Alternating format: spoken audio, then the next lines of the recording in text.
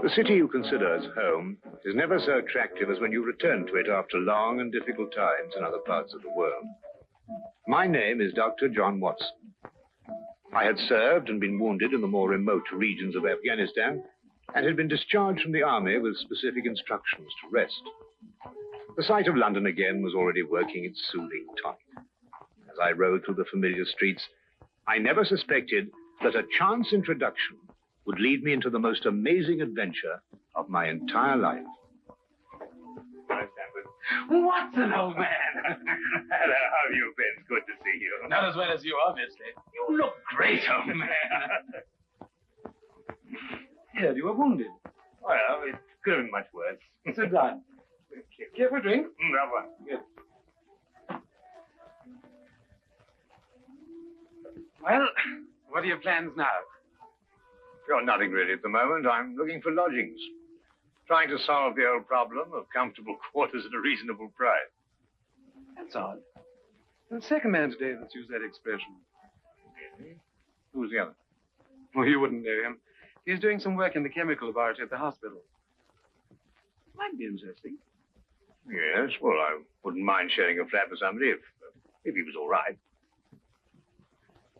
Well, Anything wrong? Oh, no. He's rather strange. Well, what's wrong with him? Oh, nothing wrong with Holmes. That's his name, Sherlock Holmes. Well, when I saw him this morning, he was doing some research with a corpse. Oh, what was he doing? He was beating it with a stick. I beg your pardon? Did you ring, sir? Two shaders, please. Very good, sir. What did you say this Sherlock Holmes fellow was doing? He was beating a corpse with a stick. Oh? What in heaven's name do you want to do that for? He wanted to find out if it was possible to inflict a bruise on a body after death. Why? You know? Did you ask him? That's another strange thing about this Holmes. Somehow, one never thinks to question him. No.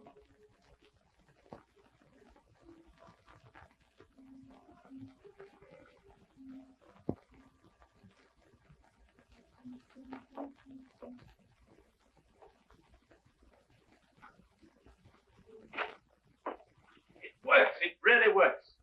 You realize you've just entered the greatest chapter in the history of forensic medicine. You're Dr. Watson. Yes, I am. What works? Foolproof test for hemoglobin. You realize what this means, of course.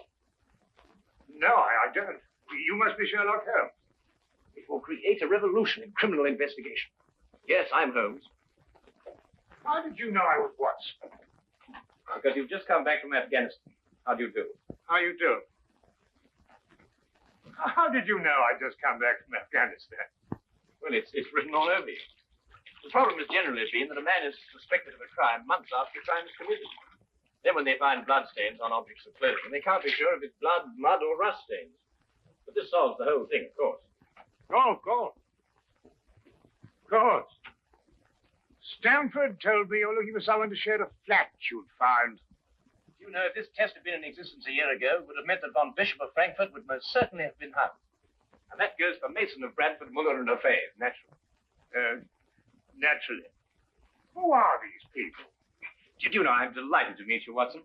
I think you'll like the flat. It's in Baker Street, by the way. Oh, we could pop round this afternoon and have a look at it if you can. Yes. Oh, yes, rather. I'd like that. Good. Did you mind if I play the violin? No, go right ahead. No, I mean now. I mean when we're sharing the flat. Oh, no, of course not. I like a bit of good music. Oh, good. I'm not very good. Oh. Tell me, Holmes. Yes. How did you know I just got back from Afghanistan? Well, it's obvious. That's what you said before. It isn't a bit obvious. You're a doctor, that much we know. But with the air of a military man, therefore an army doctor. You've acquired a sunburn. I know it's not your natural color because your wrists are white. Your eyes tell me that you've recently been ill. I'd say some sort of tropical fever. You use your left arm stiffly as though you've sustained a wound. Now the problem becomes, where would an army doctor have contracted a fever, sustained a wound? And the answer, my dear Watson, is in the present campaign in Afghanistan, naturally. Naturally. Of course, it's obvious. Naturally. We examined the rooms at 221B Baker Street that afternoon and promptly moved in on the following day. I had, at this point, known Sherlock Holmes for only 24 hours. But the man's fantastic powers of perception, coupled with the almost unpredictable personality I'd ever encountered, kept me in a state of constant surprise when I wasn't being shocked. It was unbelievable, the things he knew and the things he didn't know. Oh, really, my dear Holmes, you mean to tell me you didn't know that the Earth moved round the sun? Really? But every school child knows that. Well, now I know it, too. I shall promptly proceed to forget it. But why? Yes. Why? Why should I remember it?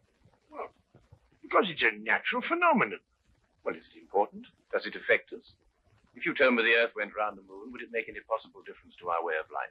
Well, to put it that way, no. Then it's useless information, and I shall do my best to forget it. I advise you to do the same. At times, I thought the man was joking and simply having a bit of fun at my expense.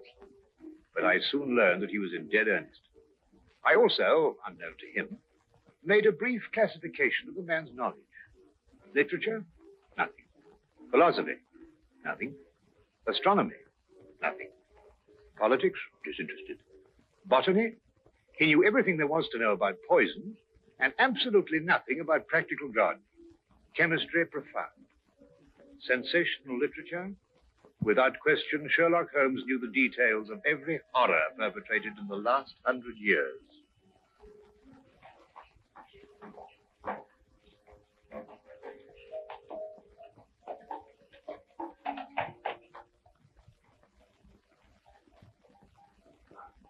I believe we have a visitor. Really? Who's coming here? I believe so. I would also say he's a retired sergeant of Marines. Oh, you know the man? Never clapped eyes on him before in my life. Well, in that case, that's one of the wildest statements I ever heard. How can you possibly guess he's a retired sergeant of Marines? You've never seen him. A guess, my dear Watson. A calculated deduction. Yes, he is coming up here. Do you mind if I ask him his profession? Oh, by all means. Now, where did I put my violin case? Oh, it's over here. There you are. Ah, my old friend. Come in. Excuse me, gentlemen. I have a message here from Mr. Sherlock Holmes. Thank you.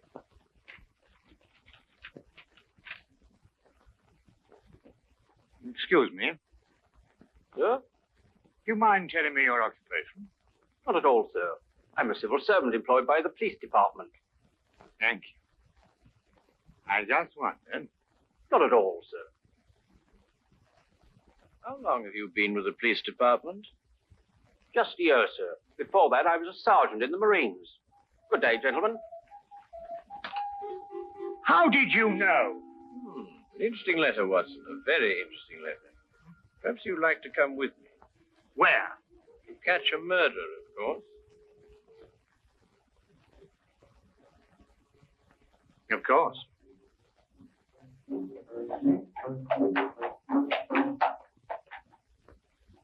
How did you know that man was an ex-sergeant of Marines? Who?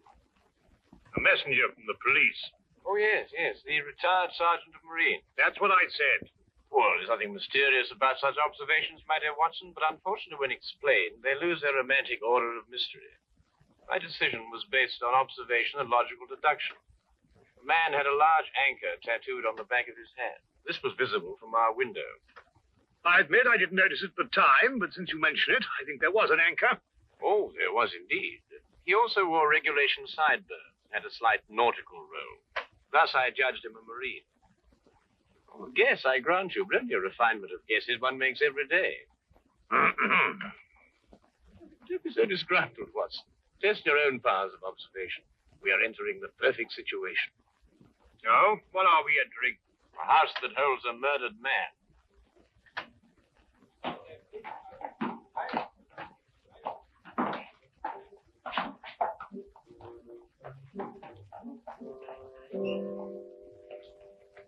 Is Inspector Lestrade inside? Yes, sir. May I have your name, please? Yes, Sherlock Holmes. This is Dr. Watson. Oh, that's quite all right, sir. Inspector Lestrade gave instructions to admit you. Oh, good. Oh, by the way, has the body been removed? No, sir, but the medical examiner's just gone. Oh, thank you. Let's hope they haven't moved things about too much. The police forces of the world seem to have an organized science of messing things about. Oh, I wouldn't say that, Ernst. Now then, move along there, everybody. Move along. There's nothing to see today. I don't know. I swear I don't know. I tried to help him. Don't you believe me? I had to do what I could. It was instinctive. Instinctive for a woman like you to commit murder. That's not true. You know it's not true. I know you hate me, but you can't believe I'd do a thing like this. Yes, I can, and I do. Please. She's a murderess. You know it as well as I. She murdered your brother. It's a lie. Yes, it's a lie. Your entire story's a lie. The relationship you had with my son was a lie. My son's been murdered. This girl's a murderess. Why she did it, what her motive was, I don't know. They were engaged without my blessing. I can only be grateful that she gains nothing by her crime. Your duty now is to convict her. Just a moment, please.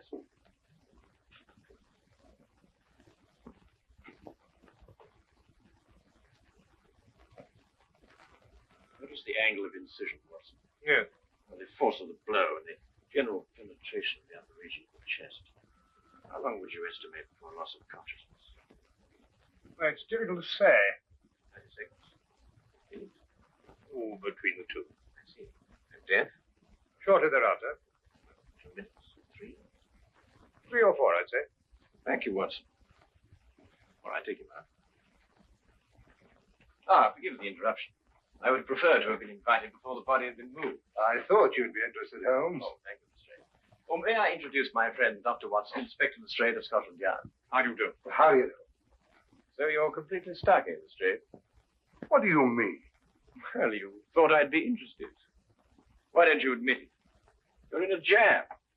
Might give some cabinet work, don't you think? What you say isn't exactly true, Holmes. I've done you a favor. This is an interesting case.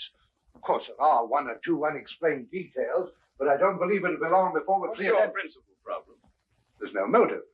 I found this girl with a knife in her hand. My brother lying dead on the floor. I found Peter on the floor. I tried to help him By stabbing him? by removing the knife. Anybody would have done the same thing. I loved him. Oh, my dear young lady, there's no cause for you to alarm yourself. No one's accusing you of, of what happened. This would be a clear-cut case if only she had a reason for murdering him. There happened to be a policeman outside the house during the murder, and he said that no one came in except her. Well, what about the others? Who benefits by her death? Well, no one. The estate was left in such a way that if he died before he married, everything went to charity. My dear Inspector Lestrade, he didn't die before he married. This young lady and the man whose body was carried out of here had been married for at least a week. In the event of his death, I imagine everything passes to her.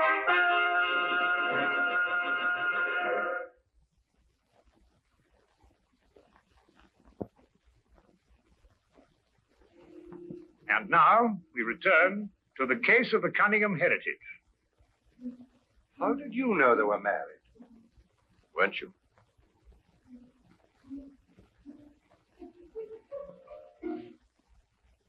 Yes. week ago. Then you do benefit by my brother's death. You're his heir. I don't know if I am or not. I only know I didn't kill him. I swear I didn't. Where were you married? We went down to Brighton last weekend. Well, why didn't Peter say anything about it? I don't know. He asked me not to say anything. Of course I didn't. I'm afraid, young lady, I'll have to ask you to accompany me to headquarters. Sam.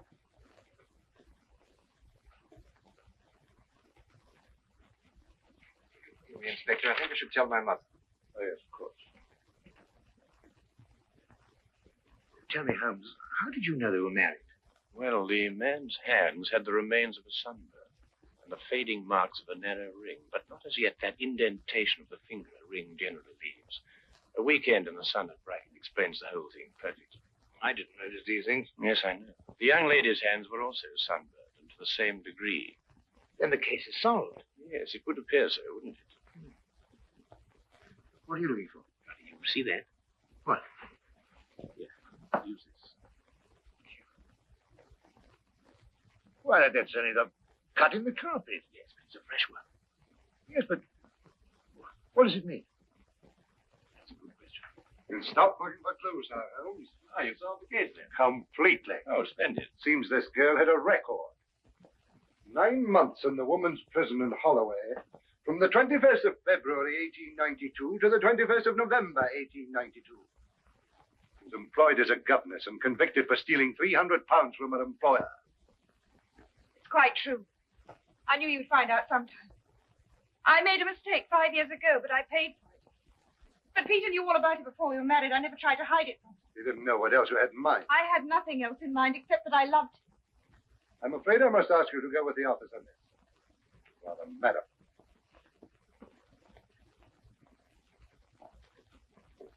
Well, that's how I like my cases. Fast and simple. Oh, indeed. You must tell me some more about it. Well, there's nothing to tell, really. Her story was that Peter asked her to call here at 10 sharp. She arrived, found the door open for her, came in here and found him writhing on the floor with a knife in his chest. She screamed, pulled it out. Just then, Brother Ralph walked in. Peter died without saying another word. So she stabbed him for the inheritance and was caught in the act. Simple. Well, holding off a log. Couldn't be simpler, could it, Watson? I still think it's a tragedy. Yes, but in my job, Dr. Watson, we run up against it all the time. Huh? No, thank you. Well, I suppose you've had some amazing adventures. Yes, but one learns to have a real philosophy of life and get a good perspective. Yes, I suppose. But just the same, I think it's a pity. Just another case of a clever girl being too clever. The clever girl who intended to murder her husband, she certainly chose the most stupid possible way to commit the crime. What was that? Well, what's this? Checkbook. Oh, amazing deduction, Lestrade. Look. So Peter Cunningham drew a check for £1,000. 6 weeks ago. And 5 weeks ago. And 4. And 3. And 2. And that's all. Well? They're drawn to cash. Well, I don't get your point. He was a very rich man. Well, it's a great deal of cash. It was his own money. I suppose he could do what he liked with it. You may have hit the proverbial nail, Lestrade. Now, look here, Holmes. You're trying to start something that just doesn't exist. Do you think so? I have a great deal of respect for your opinion, Holmes. But your trouble is that you can't leave things alone. If there isn't a mystery, you have to make one, or you're not happy. You're right, I'm not happy. There are marks on the carpet indicating a struggle. The man whose body was carried out of here was over 6 feet in height. If he had struggled with the girl who had left here, I don't think he'd have lost. She surprised him. Oh, but he was expecting her. That's her story. I'd say she sneaked up on him. What, had stabbed him in the chest? How do you sneak up on someone and stab him in the chest, Lestrade? Now, look here, Holmes. You're trying to start something, and I just won't stand for it. That girl's a jailbird, and she's guilty, and she's going to hang. And that's the end of the case. I see Inspector Lestrade is up to his usual mental gymnastics, trying to hammer square pegs into round holes.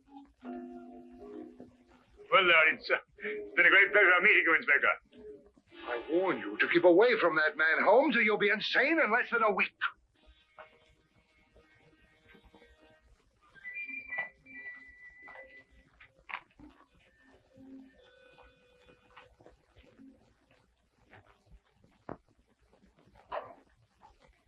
What time is it? Oh, 10:30. Perhaps you'd like to take a little stroll with me. What? I I'd like to investigate this afternoon's affair a bit further. Oh, yes. I'd like that. I thought you'd forgotten about it. Not at all. I've been thinking about it all evening. Shall we go? Then we must exchange our thoughts en route. Where are we going? To the Cunningham house. I didn't know you made an appointment there. I didn't. Oh, well, who do you expect to see? No one, I hope. I'm terribly sorry, Holmes, but I'm afraid I don't understand what you mean when you say you want to go to the Cunningham house and you don't. You can't do that. What? Well, you can't break into the house. Why not? It's against the law, that's why not. Why, if we're caught. That's it. What is? If we're caught. But that makes no difference. It makes no difference at all. The thing is, if we're caught, it's against the law.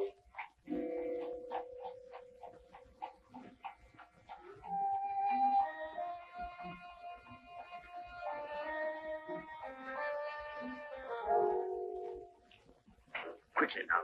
But look, Holmes, we can't. Shh. Come on.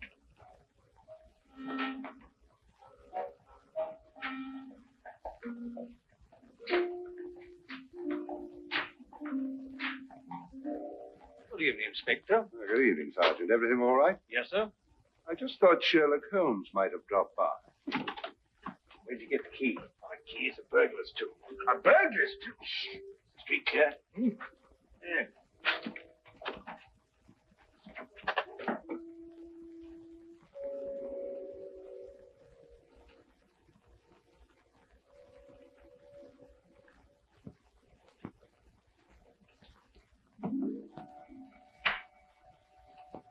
How do you know he's out? Because I had a spy watching the house. Go through that cabinet. What am I looking for? Well, papers, bank statements, anything to indicate passage of money from Peter Cunningham's account. Go on.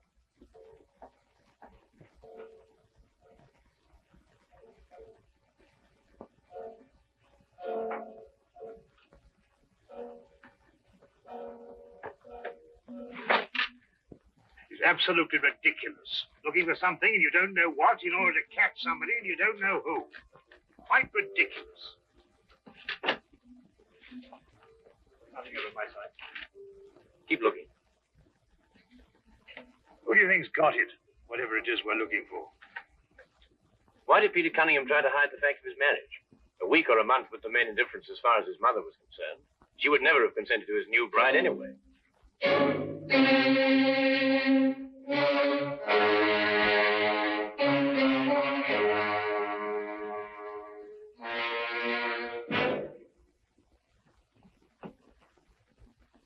He married her to prove to me that my blackmail wouldn't stop him. And then he withheld the fact in order to give me 1 week to clear out of the country before he exposed me. The money he paid you went to buying up your promissory notes. I was being pressed, Mr. Holmes. My brother's engagement to a jailbird gave me a perfect opportunity to extract a little money from him. In fact, if he hadn't been such a bullhead, it could have gone on for quite some time. The jailbird, as you put it, makes a perfect murder suspect. Perfect, Mr. Holmes. And you and Dr. Watson make perfect burglary suspects. When I report your death to the police, they can't possibly blame me for defending the sanctity of my home.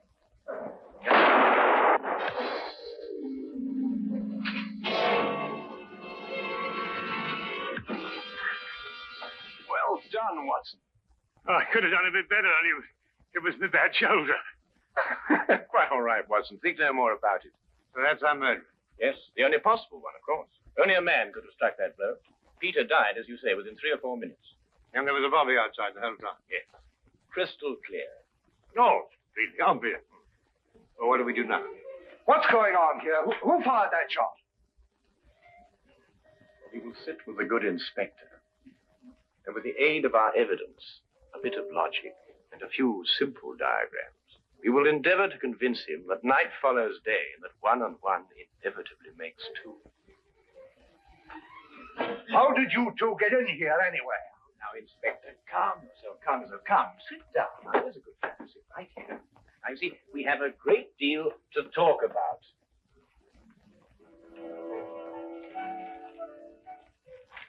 Also present with Inspector Lestrade was Dr. John Watson and a personal friend of the inspector's, Mr. Sherlock Holmes.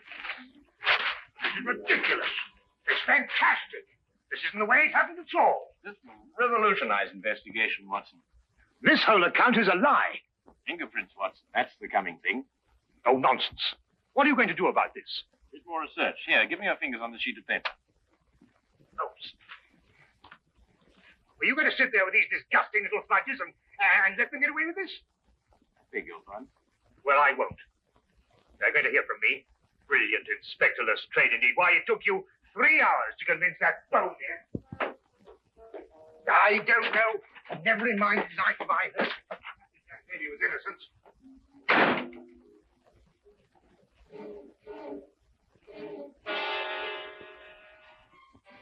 Oh. I wonder if he got more than a shoulder wound in Afghanistan.